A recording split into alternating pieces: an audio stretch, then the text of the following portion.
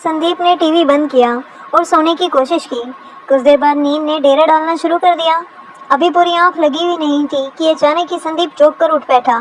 आंखें खोली तो देखा कि पलंग के पास कोई खड़ा है। कौन है? घबराहट में संदीप के मुंह से निकला, मैं हूँ अंकल। मैं कौन? अरे यार अंकल, पूजा हूँ मैं। पूजा, तुम इस समय यहाँ क्या करने आई हो? संदीप ने पूछा। अंकल, मुझे नींद नहीं आ रही थी, अपने कमरे में डर लग रहा था, मैं अकेले वहाँ नहीं सो सकती। पूजा, पागल मत बनो, जाओ अपने कमरे में, अपने आप नींद आ जाएगी। नहीं अंकल, डर लगता है, मैं तो यहीं पर सोऊंगी। इसके पास लेट गई। संदीप की सांसें एक बक फूलने लगी और तंग पर एक कोने पर सरक गई। घबराहट के मारे बुरा हाल हो रहा था।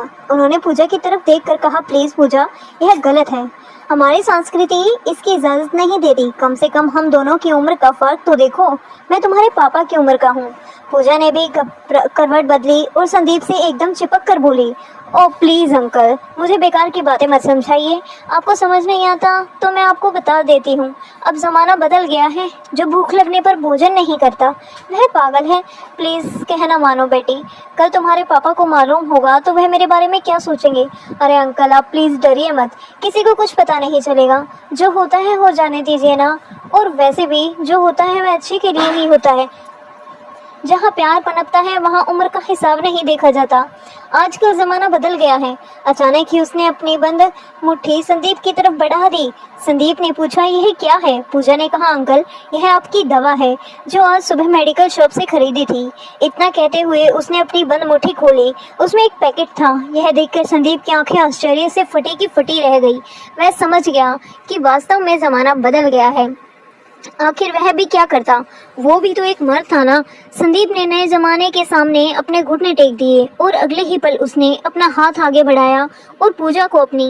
हेलो दोस्तों, स्वागत है आप सभी का हमारी एक और रोमांचक कहानी में। उम्मीद करती हूँ कि आपको यह कहानी बेहद पसंद आएगी।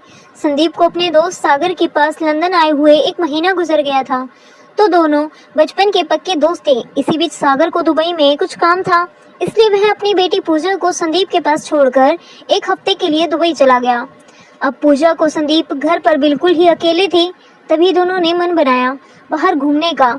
लंदन की चमचमाती सड़कों पर सरपट दौड़ती हुई गाड़ी आगे बढ़ती ही जा रही थी। संदीप गाड़ी ड्राइविंग करते हिंदी फिल्म का एक गीत गुनगुनाने में मस्त थे। पूजा उनके पास वाली सीट पर चुपचाप बैठी तिरछी नजरों से अपने संदीप अंकल को निहारे जा रही थी।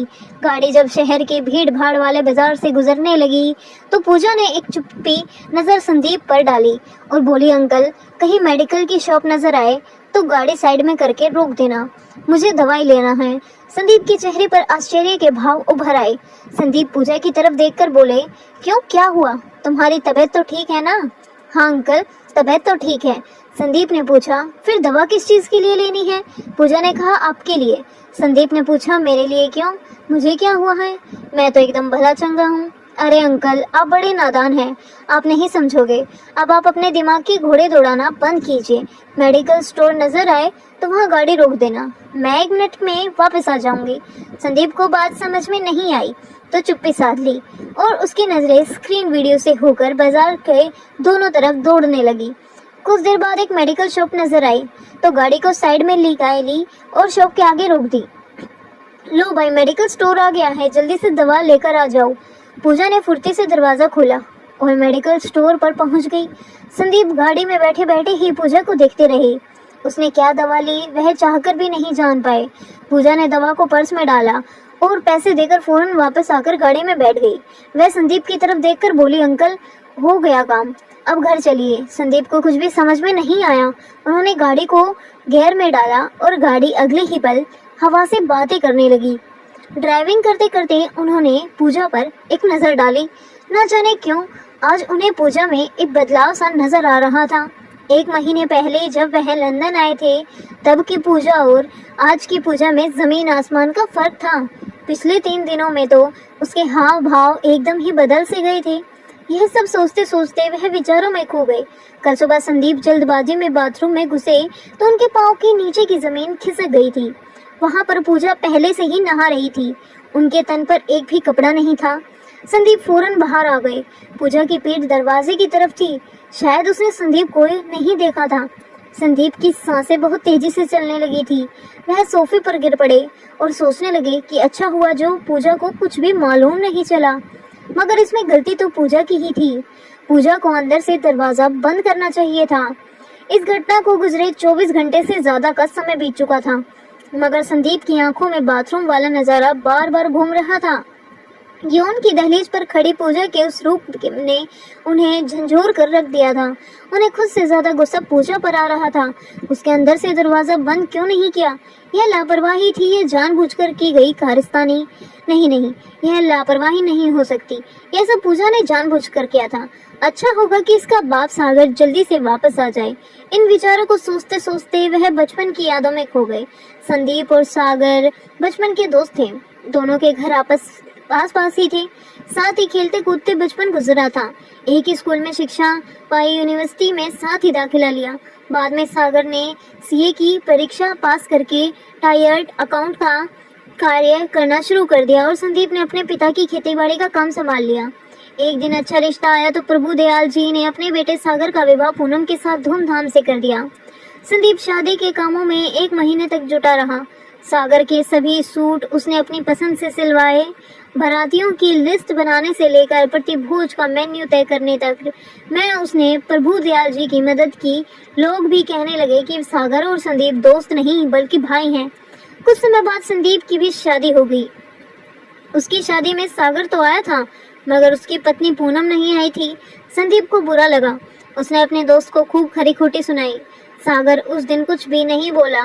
संदीप की हर बात को उसने सहजता से लिया और गृहस्थी से बचने के बाद दोनों अपनी अपनी गृहस्थियों में व्यस्त हो गए। कभी कभार दोनों दोस्त मिलते तो एक दूसरे से शिकवा शिकायत करने में ही समय गंवा देते। संदीप को कई बार लगा कि सागर की गृहस्थी में सब कुछ ठीक नहीं है। उन्हीं दोनों दिनों खबर लगी कि सागर की पत्नी को लड़की पैदा हुई है। मिठाई और उपहार देकर संदीप और उसकी पत्नी वापस आ गए। कुछ दिनों के बाद एक दोस्त के द्वारा मालूम पड़ा कि सागर और पूनम की आपस में नहीं बनती। दोनों में रोज ही झगड़े होते हैं। बेटे और बहू के झगड़ों से दुखी होकर प्रभु दयाल जी की एक दिन हार्ट अटैक से मौत हो गई। उनकी मौत के बाद तो सागर और पूनम का मामला बिगड़ता ही चला गया। अपने दोस्त के घर के बुरे समाचारों के बाद संदीप भी चिंतित हो उठा। एक दिन वह अपनी पत्नी निशा को लेकर सागर के घर गया। वहां दोनों को खूब समझाया। यहाँ संदीप को पहली बार लगा कि सागर की पत्नी पूनम बहुत ही आक्रामक स्वभाव की थी। सागर ने तो उनकी बात को धैर्य के साथ सुना, मगर पूनम ने उन्हें 2 टूक शब्दों में कह दिया, देखिए संदीप जी, आप अपने घर को संभालें। हमारे घर के मामलों में आपको पंचायत करने की जरूरत नहीं है। उस दिन संदीप भारी मन के साथ वापस घर आया और रो पड़ा था। आज उसके दोस्त का घर बिखरने पर है और वो कुछ भी नहीं कर पा रहा था। कुछ समय बाद पता चला कि सागर और पूनम का तलाक हो गया और कोर्ट के आदेश से पूजा सागर को मिल गई थी। एक दिन सागर ने संदीप और निशा को अपने घर पर बुलाया और बताया कि वे पूजा को लेकर लंदन जा रहे हैं। वहाँ एक मल्टीनेशनल कंपनी में अकाउंटेंट की नौकरी मिल गई है।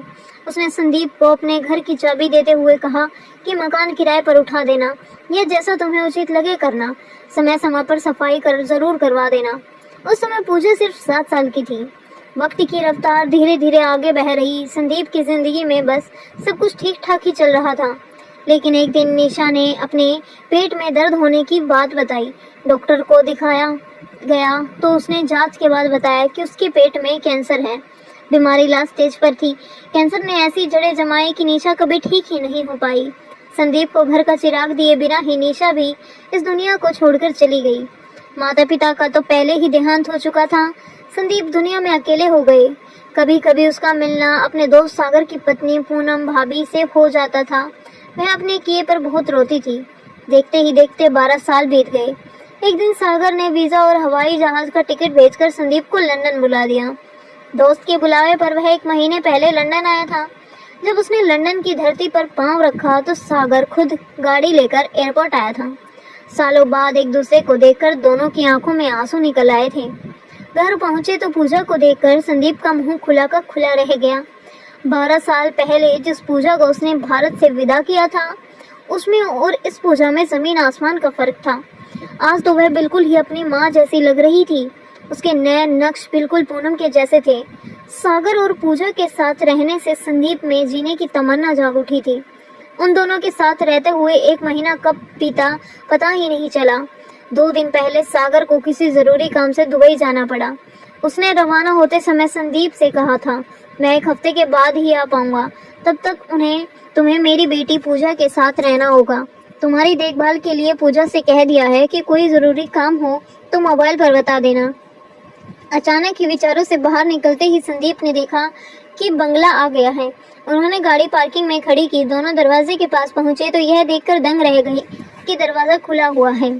दोनों ने एक दूसरे की तरफ अजीब सी नजरों से देखा। पूजा ने आश्चर्य से कहा, मैंने जाते वक्त ताला लगाया था, पीछे से यहाँ दरवाजा किसने खोला? दोनों तेजी से दौड़ते हुए अंदर गए तो वहाँ के हालात देखकर भौचक्के रह गए। पूरे बंगले का सामान इधर उधर बिखरा हुआ पड़ा था। पूजा ने संदीप की तरफ देखकर कहा, लगता है चोरों ने यहाँ अपना हाथ दिखा दिया है। मैं पुलिस को फोन करती हूँ। सूचना मिलते ही पुलिस की टीम वहाँ पहुंची। अधिकारी पूछताछ के बाद छानबीन में लग गए। लूटपाट की रिपोर्ट लिखने के बाद पुलिस वापस लौट गई। पूजा ने संदीप की तरफ देखकर कहा, यार अंकल, यूं मुंह लटकाए क्यों बैठे हो? यहाँ तो यह आम सी बात है। यह तो अच्छा हुआ हम दोनों घर पर नहीं थे, वरना लुटेरे हमें जान से भी मार सकते थे। मैं पापा को फोन करके बता देती हूँ। यार अंकल, आप चाय तो बनाकर पिला दीजिए ना। संदीप पूजा की बेतलुकुफी पर हैरान था। वह चुपचाप उठा और रसोई घर की तरफ चला गया। पूजा ने मोबाइल फोन से घर में हुई लूटपाट की बात अपने पापा को बता दी। उसने यह भी बता दिया कि चिंता की कोई बात नहीं है, संदीप अंकल और मैं हम दोनों ही कुशल मंगल से हैं। संदीप ने तब तक चाय बना ली। रात को दोनों ने मिलकर खाना बना लिया।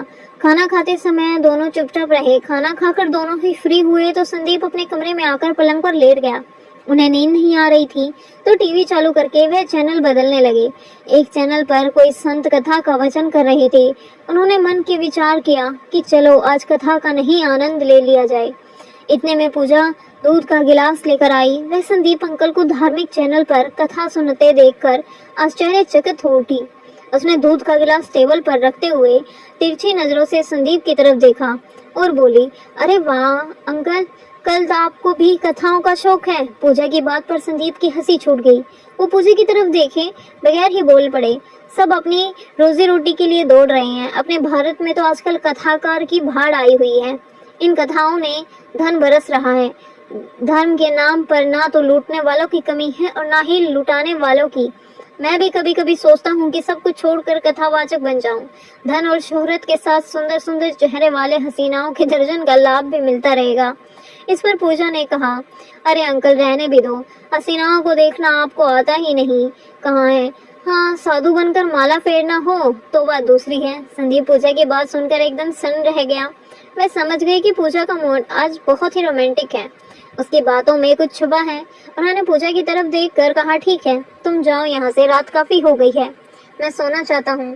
तुम भी अब अपने कमरे में जाकर सो जाओ। पूजा अपने कमरे में चली गई। उसके चेहरे पर मद मस्त कर देने वाली मुस्कान थी। संदीप ने दूध के गिलास की तरफ देखा। आज दूध पीने की इच्छा नहीं हो रही थी। मन में विचार किया कि सागर जल्दी से वापस आ जाए। वह टीवी का स्विच बंद करके सो गए। कुछ देर बाद नींद ने डेरा डालना शुरू कर दिया। अभी पूरी आंख लगी भी नहीं थी कि अचानक ही संदीप चौंक कर उठ बैठा। आंखें खुली तो देखा पलंग के पास कोई खड़ा है। कौन है? घबराहट से संदीप के मुंह से निकल गया। मैं हूँ अंकल। मैं कौन? अरे यार अंकल, पूजा हूँ। मैं इस समय यहाँ क्या करने आई हो? संदीप ने पूछा। तो अंकल, मुझे नींद नहीं आ रही थी, अपने कमरे में डर लग रहा था, मैं अकेले वहाँ नहीं सो सकती। पूजा पागल मत बनो, जाओ अपने कमरे में, अपने आप नींद आ जाएगी। नहीं अंकल, डर लगता है, मैं तो यहीं पर सोऊंगी। पूजा समझा करो, तुम अब छोटी बच्ची नहीं रही। अरे अंकल, इसलिए तो यहाँ सोने आई हूँ। इतना कहते ही पूजा संदीप के पास लेट गई। संदीप की सांसें एक बक फूलने लगी। वह पलंग पर एक कोने पर सरक गई। घबराहट के मारे बुरा हाल हो रहा था। उन्होंने पूजा की तरफ देखकर कहा, प्लीज पूजा, यह गलत है।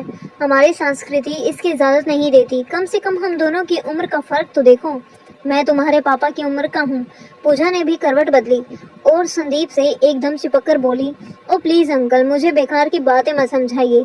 आपको समझ में नहीं आता है तो मैं बता देती हूँ। अब जमाना बदल गया है। जो भूख लगने पर भोजन नहीं करता वह पागल है। प्लीज कहना मानो। बेटी, कल तुम्हारे पापा को मालूम होगा तो वह मेरे बारे में क्या सोचेंगे। अरे अंकल, आप प्लीज डरिए मत, किसी को कुछ भी नहीं पता चलेगा।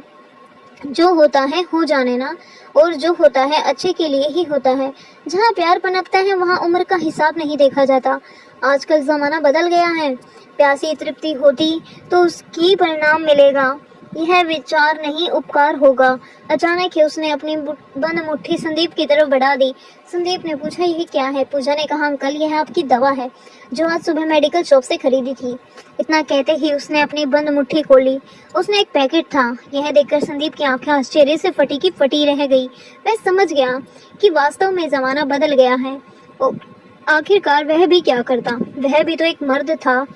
संदीप ने नए जमाने के सामने अपने घुटने टेक दिए और अगले ही पल संदीप ने अपना हाथ आगे बढ़ाया और फिर वही हुआ जिसकी आप सभी कल्पना कर रहे हो। उस रात दोनों ने मिलकर सभी मर्यादाओं को एक ताक में रख दिया और अपनी ख्वाहिशों को पूरा किया। तो दोस्तों, यह थी हमारी आज की कहानी। आपको कैसी लगी हमें कमेंट में ज़रूर बताएं। वीडियो अच्छी लगी हो तो लाइक करें, शेयर करें, सब्सक्राइब करें। धन्यवाद। कल मिलते हैं आपसे एक नई कहानी में।